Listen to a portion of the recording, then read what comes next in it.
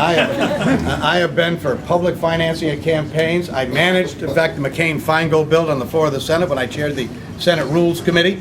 I spent the days trying to pass, which we did, pass McCain-Feingold, although, frankly, since the Supreme Court, I say this respectfully of the new, Bethel, I'm thinking of where's the doctor?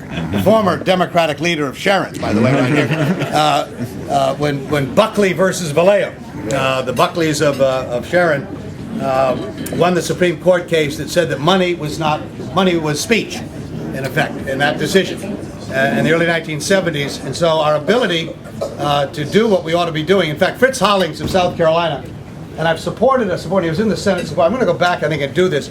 He had a constitutional amendment. Not that I like amending the Constitution, but he wrote one line that said, for the purposes of federal elections, money is not speech.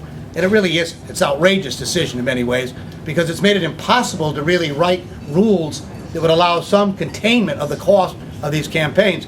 And let me tell you something. I went over this year to watch the debate in the Supreme Court a few weeks ago when the case was brought up as to whether or not corporations, for the first time since 1909, will be able to write corporate checks to federal candidates. And I listened to that debate, and I can't predict the outcome, but don't be shocked if on a 5-4 decision we find out the Supreme Court is going to allow for the first time in a century for corporate contributions to be made. When that occurs, brace ourselves in terms of the impact. So we've tried in the past, and it is outrageous. And again, I say this, I don't want to deny anyone the right to be able to spend if they want to spend their money.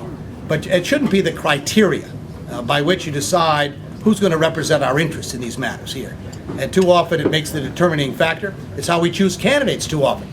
The founding of the Republic, you had to be a white male that owned property to vote a whole public office. Now, de jure, we got rid of all of those decisions.